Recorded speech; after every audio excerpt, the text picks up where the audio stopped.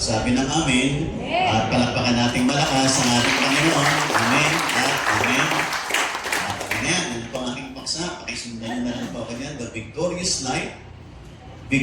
Life's Journey from Learning to Faith to Consistency. Yan po mga kapatid. Tayo po mga kapatid ay nasa journey of life. Tayo po ay nasa paglalakbay sa buhay na ito. At ayusin po natin ang paglalakbay, sasamahan po tayo ng Panginoon. Para sa ganon, yung paglalakbay po natin ay maging maganda. At marating po natin yung mga pangarap ni Lord sa buhay natin. Okay? Next, Philippians chapter 3. Sabi rito, I don't mean, sabi po rito, Philippians chapter 3 verse 12, I don't mean that I am exactly what God wants me to be. I have not yet reached the goal, but I continue trying to reach it and make it mine. That's what Christ Jesus wants me to do. It is the reason He made me His. Brothers and sisters, I know that I still have a long way to go. But there is one thing I do. I forget what is in the past and try as hard as I can to reach the goal before me.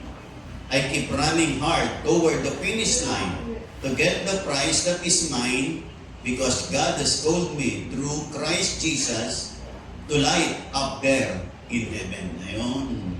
Yung mga gusto ng buhay sa langit, magsabi ng amen. Amen. Mga kapatid, kaya po tayong tinawag ni Lord kasi gusto niya tayong i-prepare patungo po dun sa buhay doon sa langit. No? Doon po tayo nilalaan ng Panginoon. Basahin ko lang po sa Tagalog para hindi ka natuloy.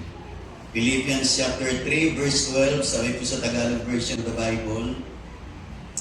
Ganito po ang sinasa 3:12.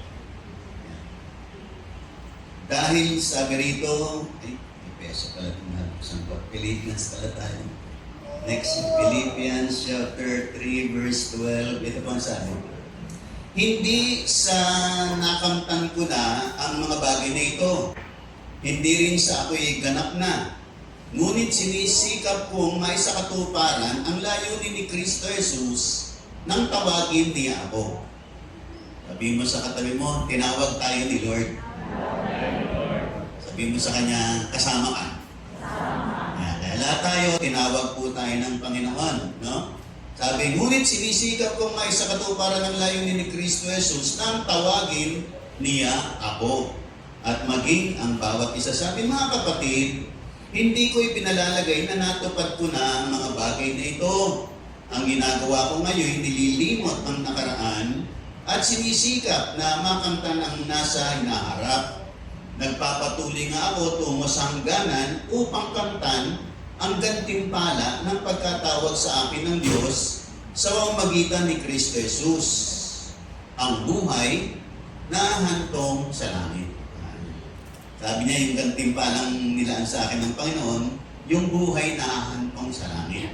Nawa, tayong lahat ay humantong sa langit. Ayun. Makarating doon sa langit. Amen po ba? Yung gusto sa langit, magsabi ng amen. Amen. Kaya po tayo tinawag ni Lord, kaya po tayo nagjo-journey ngayon, patungo po sa pagkatawag sa atin ng Panginoon para sa buhay na hahantong sa langit. Marami pong mga tao, nabubuhay po sila, hindi nila alam pagkatapos ng buhay nito, saan ba sila pupunta? Pero tayo po, kaya po tayo dinala ni Lord sa church na to, kasi mga kapatid, gusto ni Lord na i-prepare tayo, magabayan, mapantayan, maingatan, para sa ganon, after this life, ang buhay naman natin sa piling ng Diyos sa langit. Nakakalungkot na kapag napakarami na natin problema sa mundo, sa daigdig, pagkatapos ba naman ang buhay nito, sa impyerno pa ba naman tayo pupunta? Mas maganda sa langit at isulit. Amen po ba? Amen po ba? Kaya po yun din ang isang dahilan kung bakit po tayo pupunta rito sa church. Kung bakit po tayo nangangaral ng salita ng Diyos. Itiyakin ko sa iyo kung iyong isa sa puso, yung mga aral po natin dito. This is not about the teachings about religion. This is teachings about having a relationship with our Lord and Savior Jesus Christ. Hindi po ito relihiyon. Ito po ay relasyon sa Panginoon na hantong sa langit. Amen po ba? Amen po ba? Kaya yun po yung sinabi doon. Next, sabi po rito, Hebrews chapter 10, sabi rito, do not lose your courage then, because it brings with it a great reward. Ayan.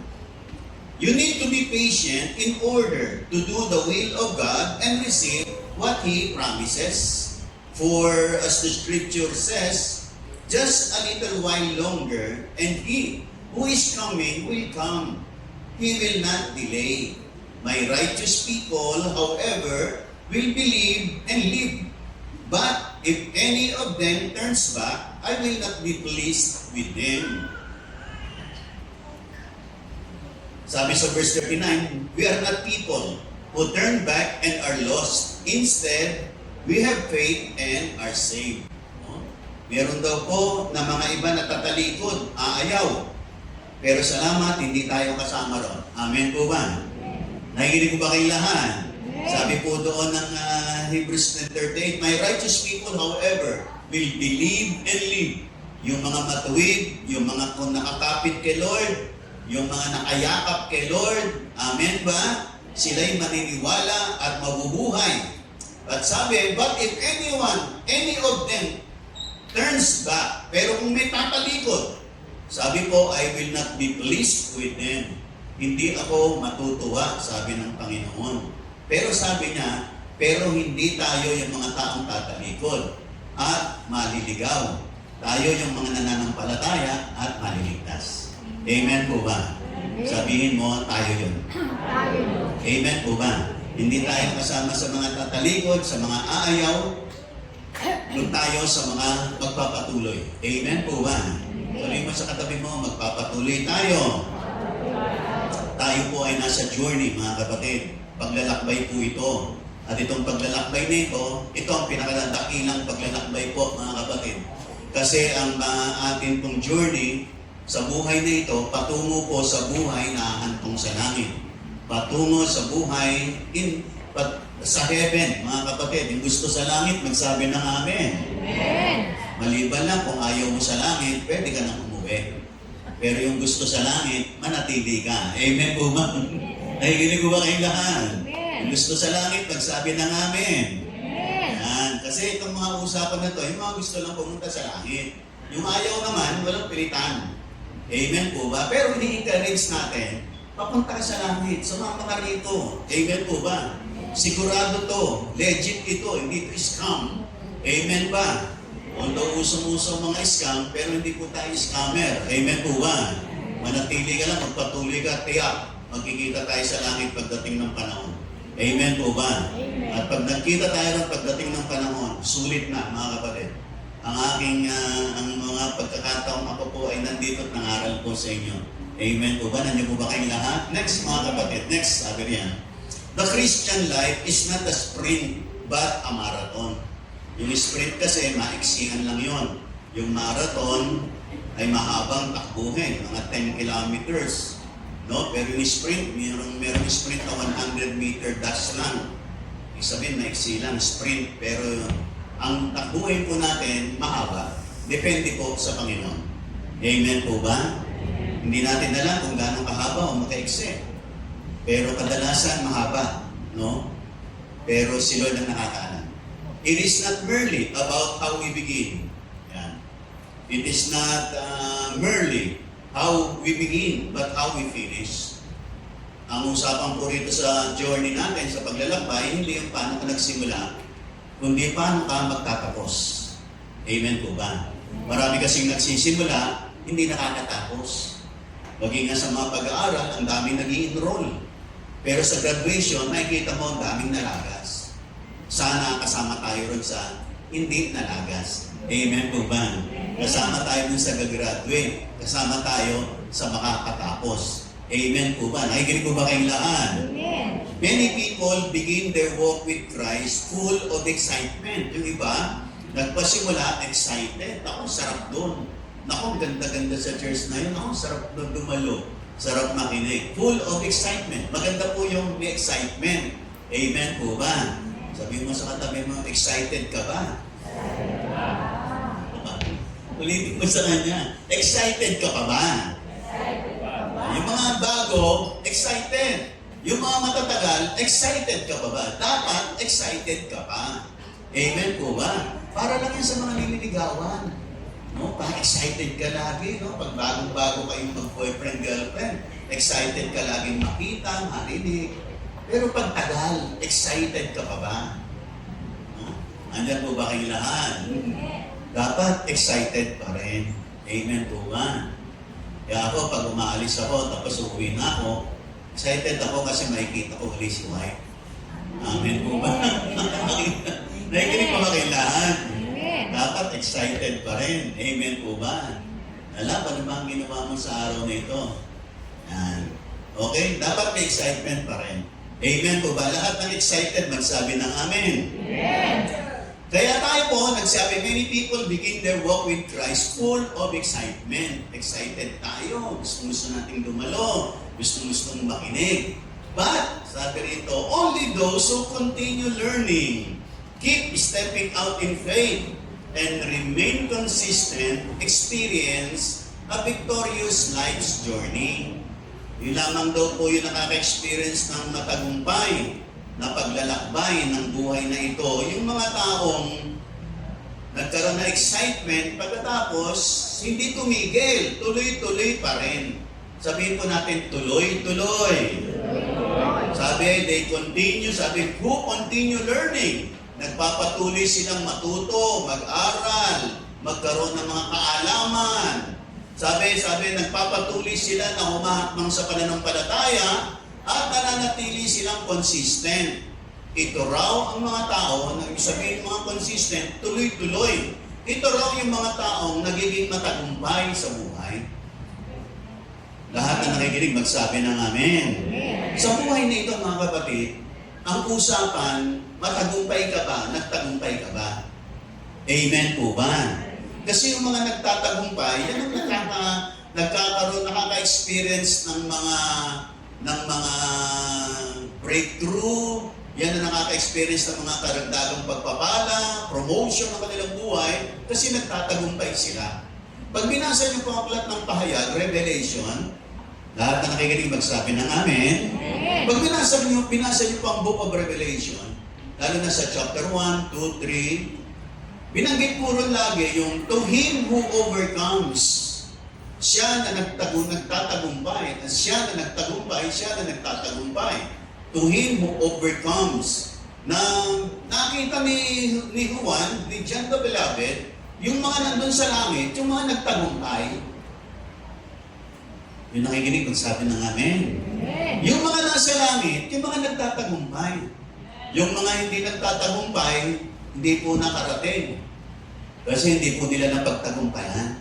Sa buhay po, marami pong mga pagsubok, marami pong mga pakikibaka.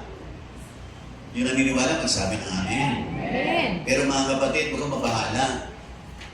Mamaya, makinig kang maigi, sapagkat meron namang mga prinsipyo para yung mabuting bagay na pinasimulan sa ni Lord, matapos mo hanggang sa dulo. Amen po ba? Yung gustong makatapos, magsabi ng amen.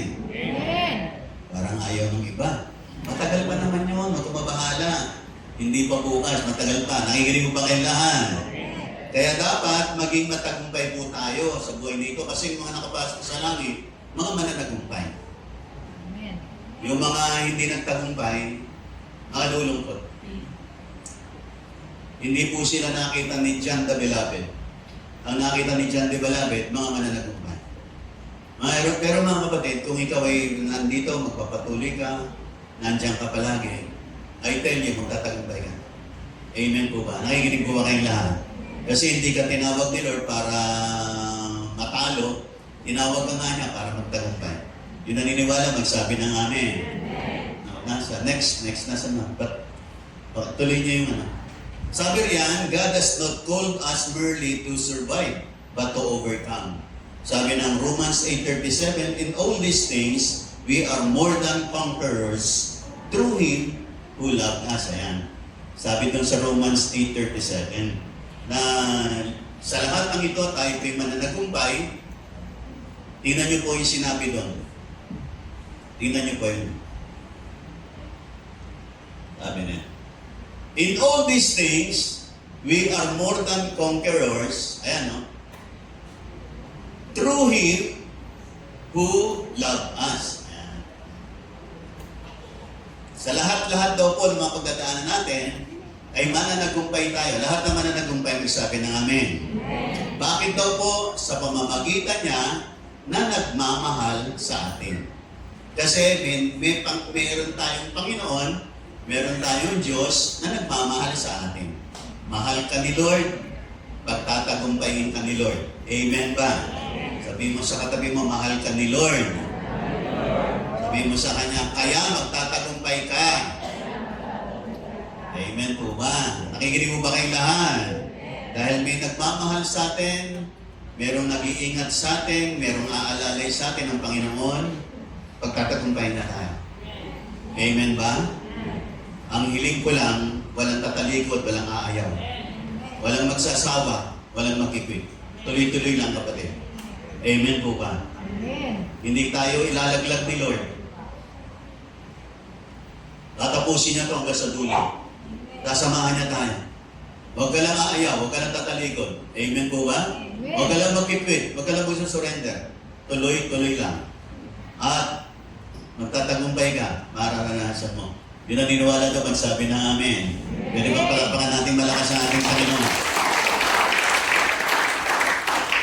A victorious Christian continually grows, trusts, and perseveres.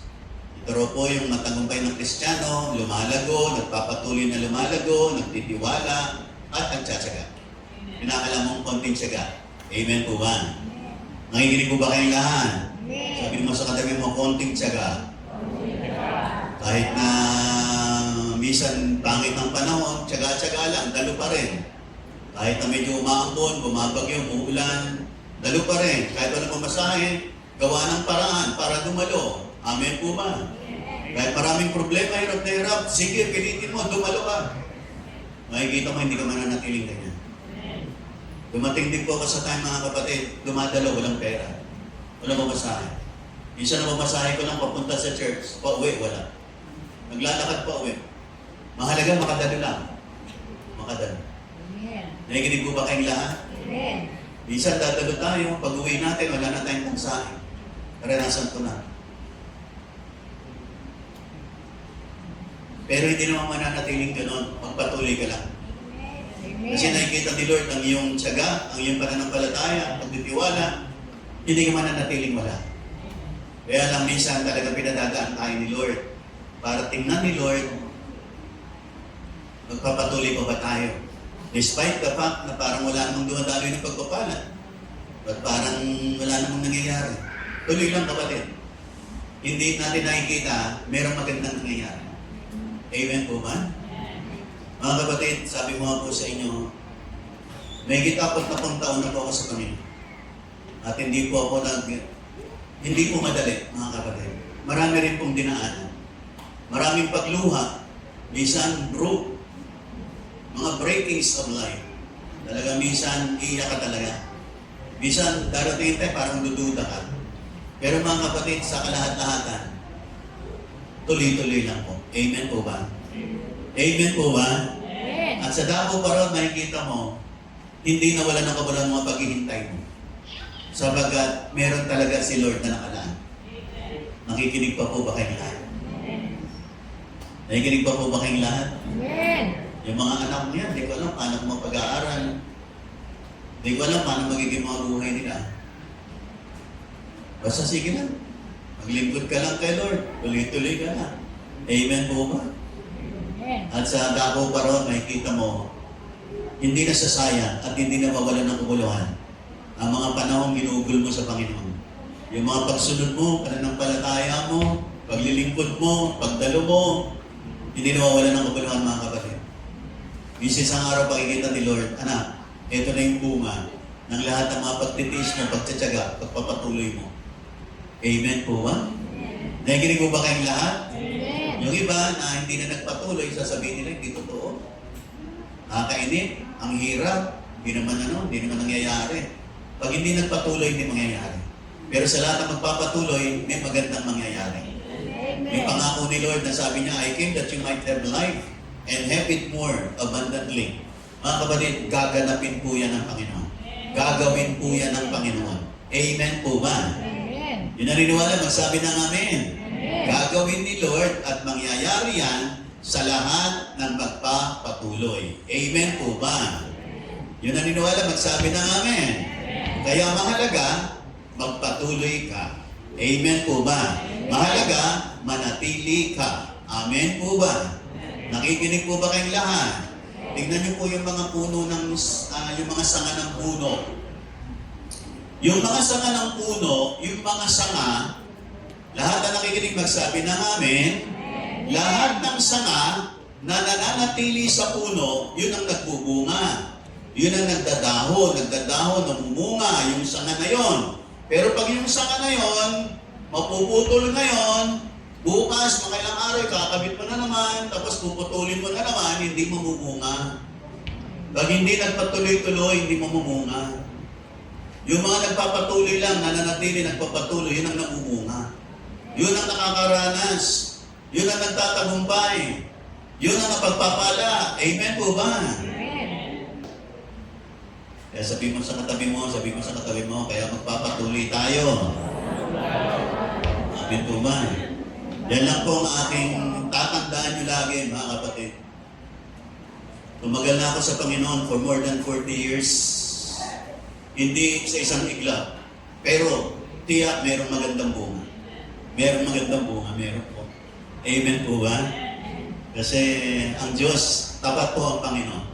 May mga times lang, dinadaan muna tayo ni Lord sa mga pagsubok kasi tinitingnan niya yung motibo ng puso natin.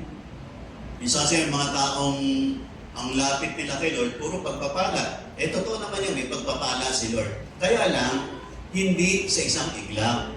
May proseso si Lord. Sabihin po natin, proseso. May process si Lord. Kinakailangan dumaan ka sa proseso. Para sa gano'n, pagdating ng blessing sa'yo, talagang matamis, masarap, at nagbibigay luwalhati sa Panginoon. Amen po ba? Amen. Kasi pag pinagpala ka agad, hindi ka pa prepare, kung saan mo lang dadali ng pagpapala. Halimbawa, meron kang anak, super yaman mo. Kahit super yaman mo, yung anak mo na halimbawa 10 years old, hindi mo bibilan ng kotse. Wala pa sa edad eh. Hindi pa dumadaan sa proseso. Kahit super yaman ka, dahil 10 years old pa lang yan, hindi mo bibilan ng kotse yan. Hindi mo bibilan ng sports car yan, kahit kayang-kaya mong bumili. Bakit? Hindi pa handa. Hindi pa dumadaan sa maturity ng kanyang buhay. Nakikinig po ba kayong lahat? Amen. Kaya tayo, hinihintay din ni Lord. Kaya minsan pinadadaan tayo ni Lord sa iba't ibang test and trials of life kasi pinoproseso tayo ni Lord. Pero pag nandiyan ka, nagpapatuloy na nanatili despite the fact that you are facing many problems, tests, and trials in your life, pinoproseso ka ni Lord. Pagkatapos nun, ito lagi ang totoo. Pagkatapos ng process mo at ng pagtagumpayan mo, may pagpapala. May pagpapala. Pagkatapos nun, sa next level na naman, ipoproseso ka na naman ni Lord.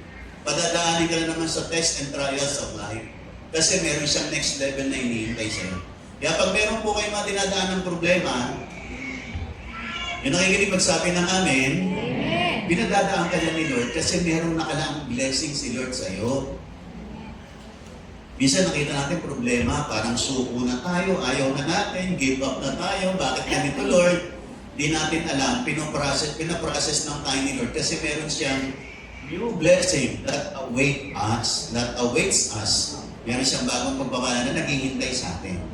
Kaya pag meron kang dinadaan ng problema, i-apply mo lang ang salita ng Diyos. Pag napagtagumpayan mo niyan, makikita mo may bagong pagpapala na mararanasan ka sa Panginoon. Meron po yan, totoo po yan. Yung naniniwala, magsabi ng amen. Pwede bang palagpakan natin malakas ang ating Panginoon? Next slide. Yan. The principles to a victorious life. Yun nandun sa baba. No? The victorious life. Principles to a victorious life. Next. Yan. Paano po tayo magkakasama katagumpayan? Number 1. Ayan. Continuous learning is a must to a victorious life. Para magtagumpay ka, dapat mag-aral ka at matuto ka. May mga nag-aaral po kasi hindi natututo. Andun lang, nakikinig, pero yung kanilang napapakinggan, hindi nila ipinapamuhay. Hindi nila tinatandaan. Hindi nila isinasa puso. Dapat pag nag-aaral ka, seryosohin mo. Lahat na nakikinig, magsabi ng amen. Bigyan yung mga pag-aaral po natin dito, itong pangapakikinig nyo, bahagi po yan ng learning. May sa isang araw, merong darating sa inyong quiz o test. Nakikinig ba po ba kayong lahat? Di ba yung mga nag-aaral sa school, pag nag-aaral ka, pagkatapos na ilang araw, merong quiz. Meron mga exam, meron mga midterm, may mga finals. Yan, lahat yan ay titingnan kung iyo pong natutunan yung mga tinuro. Ganon din yung ating mga natututunan dito. Sa ayaw mo sa gusto mo, may dadaan na test sa'yo. Yung test, mga pagsubok ng buhay. Doon mo i-a-apply yung mga napapakinggan mo. Amen. Pag ang napapakinggan mo, ina-apply mo doon sa mga test at trials at mga pagsubok ng iyong buhay, pag in-apply mo yung salita ng Diyos, nagtatagumpay ka. Lumalago ka, nagmamature ka. Pero pag hindi mo ina-apply, hindi ka nakakapasa. Pag hindi ka nakapasa, uulit ka. Ulit-ulit. Nakikinig mo ba kayong lahat? Nakikinig mo sabi ng amen. Pag meron po tayong isang bagay sa buhay na ito, napasahan po natin. Pag dumating uli yung test na yon, madali na sa'yo. Bakit? Napasahan mo na. Ang mahirap kung hindi mo napasahan. Pagdating uli ng test na yon, medyo mabigat ang dating. Kaya minsan may mga pagsubok tayong uulit. Kahit na minsan nadaanan na natin, kung napasahan mo man o hindi, minsan uulit. Pero, pag napasahan mo na sa unang take, pag naulit, madali na. Kasi napasahan mo na eh. Pero pag hindi ka nakapasa, sa susunod, medyo mabigat ang dating ulit. Kasi hindi ka nga nakapasa. Dapat, makapasa ka. Amen po man. Amen. Paano po? A-apply mo lang yung salita ng Diyos. Kung meron kang mga pagsubok, problemang dinadaanan, saliksikin mong salita ng Diyos. Makinig kang maigi sa mga pinapangaral. Kasi may sagot yan si Lord. Tapos yung natanggap mong kasagutan, i-apply mo sa buhay mo. Pag in-apply mo yung Word of God, I tell you, that is victory. Yan ay tagumpay. Pero pag hindi mo in-apply yung Word of God, hindi mo nakapasa. Hindi nakapasa. Are you listening? Nakikinig mo ba kayong lahat? Kinakailangan mong makapasa. Kinakailangan mong magkaroon ng victory. At sa ganon, from victory to victory, marami pong mga victories yan mga kapatid, unti-unti. Parang sa pag-aaral. May tagumpay sa grade 1, tagumpay sa grade 2, tagumpay sa grade 3, hanggang grade 10, grade 11, grade 12, pagpasok sa kolehiyo, may mga exam uli doon, dapat mapagtagumpayan mo. Habang napagtatagumpayan mo, paangat ka ng paangat ng paangat ng paangat. Pinuna po promote ka, nakakarating ka sa next level. Bakit? Napagtatagumpayan mo. Nahihinig po ba kayong lahat? Yun ang victorious. Amen po ba? At ang Panginoon, gusto niya maging victorious tayo. Sasamahan tayo ni Lord, sinasamahan tayo ni Lord, pagtatagumpayin tayo ng Panginoon. But, we need to continuous learning sa buhay natin. Never stop growing. Huwag po tayong titigil sa paglago. Amen po ba? Nakikinig po ba kayong lahat? Sabi ng Proverbs 1:5 nakalagay dyan, let the wise hear and increase in learning. Yung mga matatalino nakikinig at nag-i-increase sa kanilang kaalaman. Dapat, nakikinig pa po ba kayong lahat? Ang pinaka-investment daw po na magagawa natin sa buhay natin ay investment of learning. Investment to gain knowledge. Kaya nga yung iba nag-aaral. Pagkatapos silang mag-aaral, magmamasteral pa, pagkatapos magdo-doctorate pa. Bakit? Hindi sila natatapos. Pero, lalo naman silang umaangat na umaangat. Yung iba, ay wag na, wala nang kwenta. Pwede naman di mag-aaral, mabubuhay ka naman. Oo, mabubuhay ka. nang hindi ka nag-aaral. Pero ano magiging trabaho mo? Baka basurero ka lang. Konti yung yung opportunity na darating sa'yo kasi hindi ka nang nag-aaral. Ang greatest investment is yung investment natin sa learning. Investment natin na matuto. Amen po ba? Naginig po ba kayong lahat? Kaya dapat natututo. At hindi lang tayo marami pong mga pag-aaral sa mundo. Amen po ba? Marami mga pag-aaral sa schools. Marami pong mga courses na offered, mga kapatid. No? Pero, sabi ko nga sa inyo, ang pinakadakilang pag-aaral, ang pag-aaral po ng salita ng Panginoon.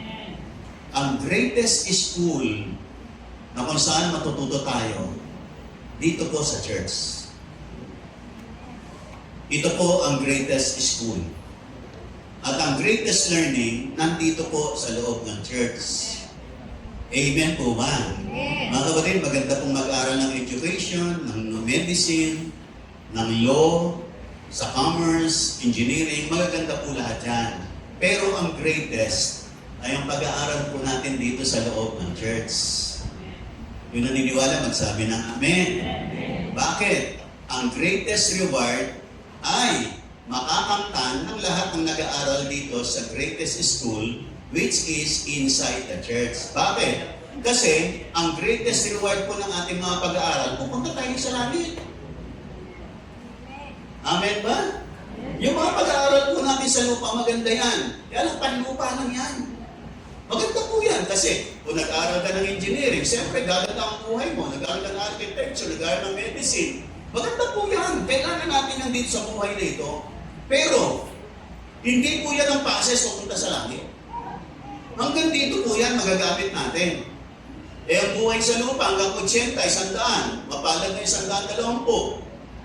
Pero, yung ating pag-aaral dito, para pagpasok sa langit. Kaya ito yung greatest. Bakit? Ang reward, greatest din. Ano ang greatest reward? Pangkapunta ka sa langit. Kaya nga sabi ng binasa natin kanina, sabi ni Apostol Pablo, yung buhay nahahantong sa langit. Maliban na kung ayaw mo sa langit, gusto mo sa lupa, eh wala tayong problema ron. Pero inikayat ko kayo, doon tayo, panlangit tayo. Amen po ba? Amen. Nakikinig po ba kayong lahat? Amen. Kasi nang sabi po ng Bible, what shall it profit a man if he gains the whole world and lose his own soul? Anong mapapala mo? Nasa yung napasema ng buong sanlibutan. Makuha mo lahat ng mga gandang kurso, maging matagumpay ka, so cum laude, magna cum laude. Pero yung palang buhay mo, papunta pala sa impyerno. Anong mapapala mo? Sayang naman lahat. Pero maganda maging summa cum laude. Maganda kung maging magna cum laude at cum laude. Magandang makatapos kung pupunta ka pa sa langit.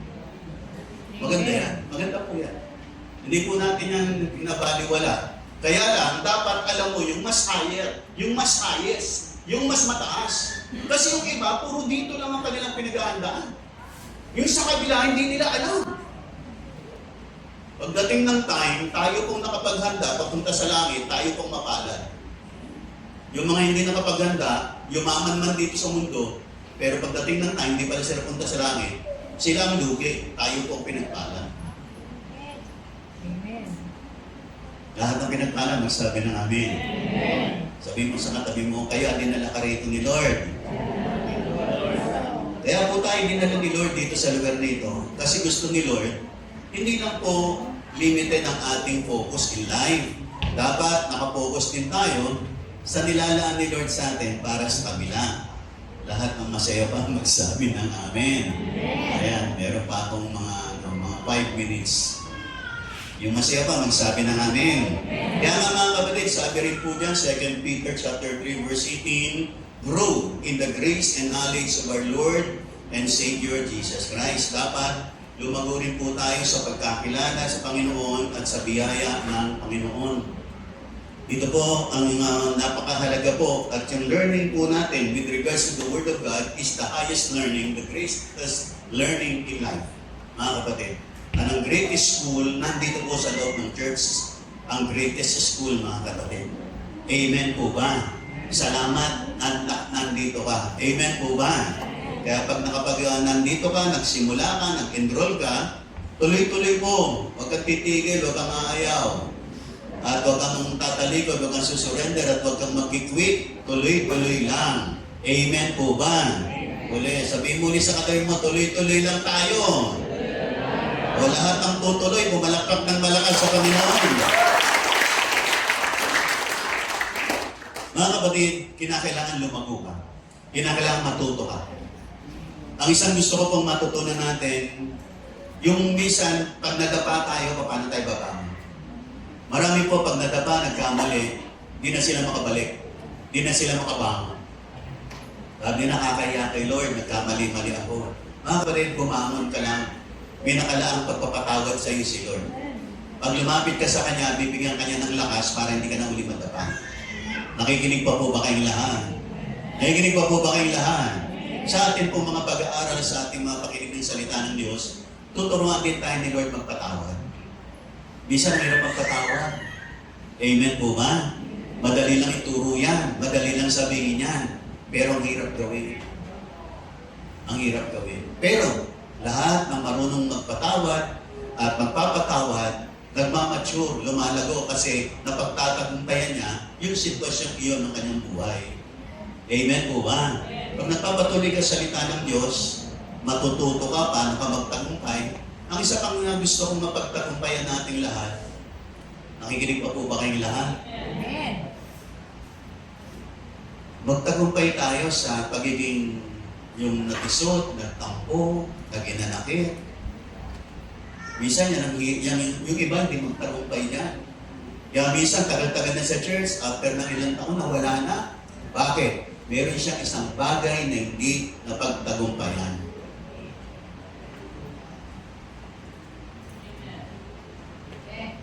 Sabihin mo sa katabi mo, hindi tayo yun. Ayun. Amen po ba? Amen po ba? Mga kapatid, tayo pong lahat, kumarating talaga sa time na nagtatampo tayo, natitisyon tayo. Minsan lahat dadaan dyan, lahat. Pero yung mga magpapatuloy po, nagtagumpay. Yung mga hindi magpatuloy, ayaw nang dumalaw, ayaw na magpatuloy, ibig sabihin talunan. Sabihin, hindi nagtagumpay. Pero sa mga magpapatuloy, yan yung mga mananagumpay. Nalampasan nila.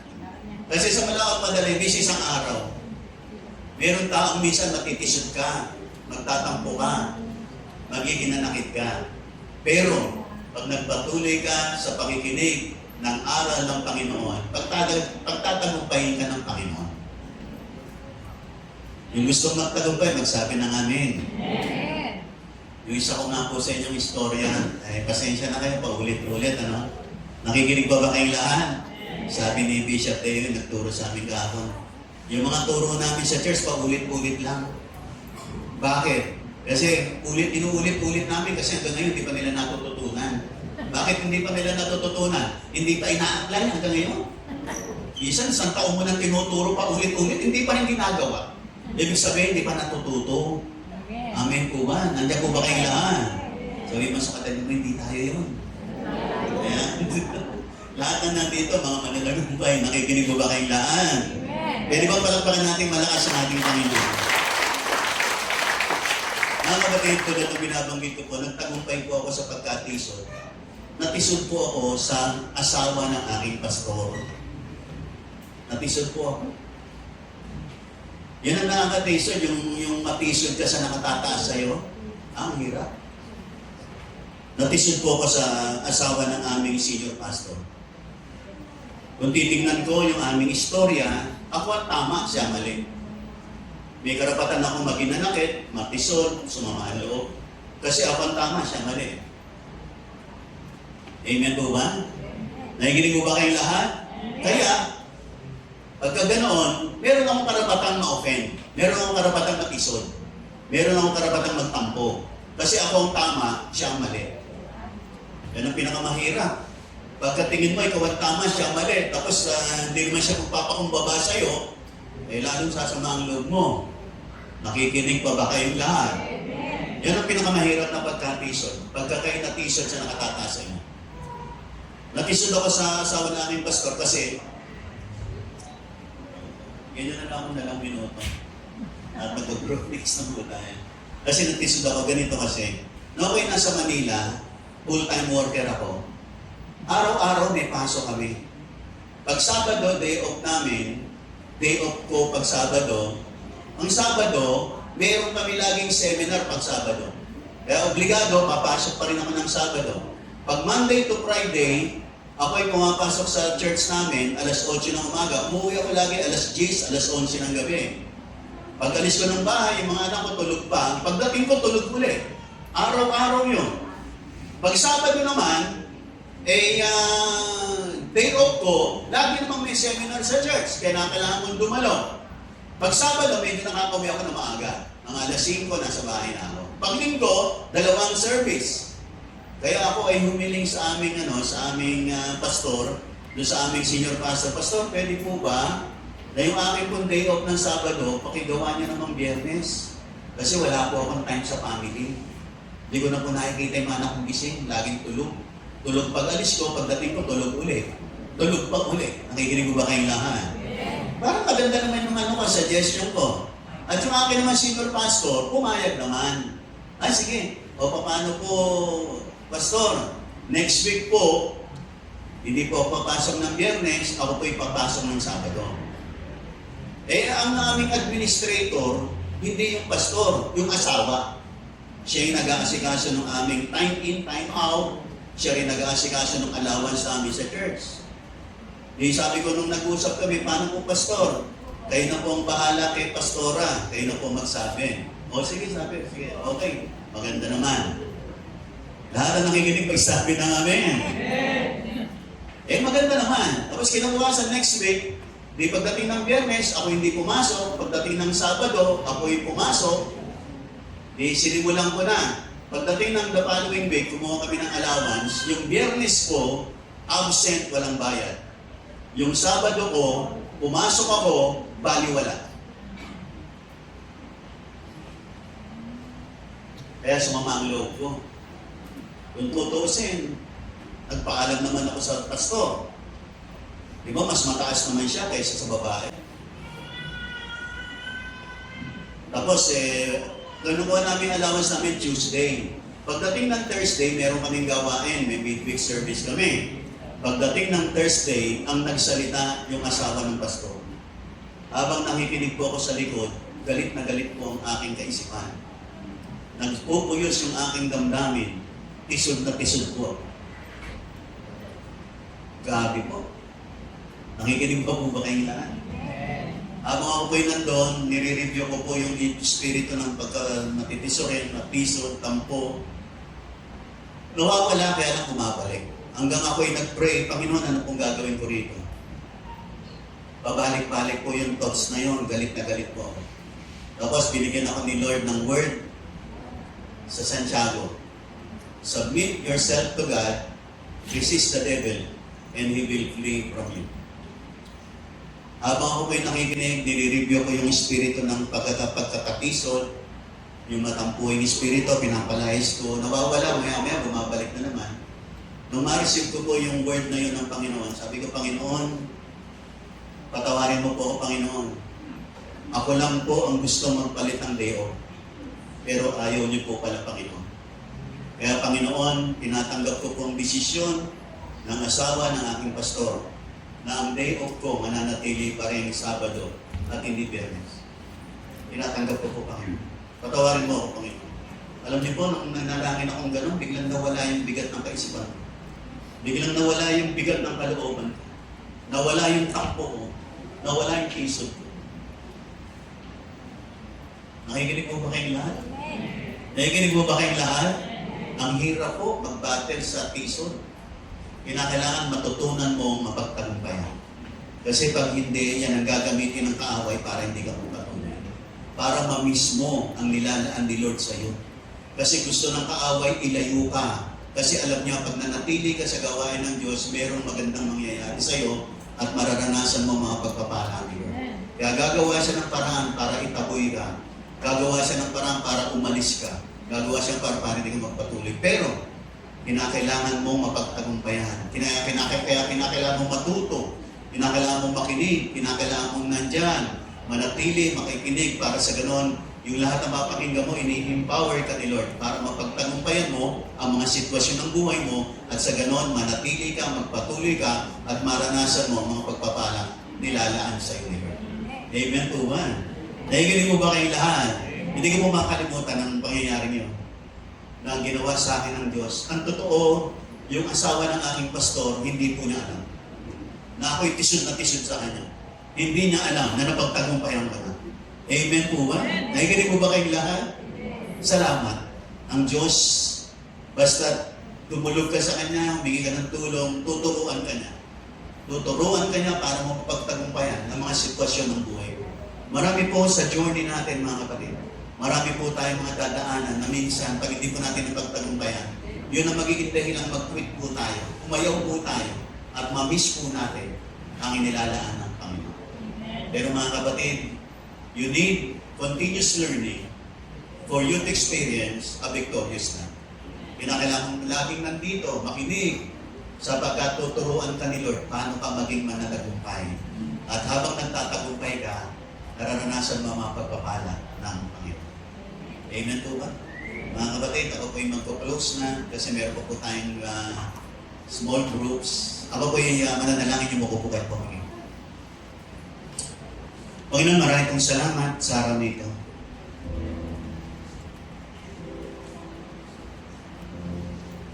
Inilaan niyo po kami para sa isang matagumpay na buhay.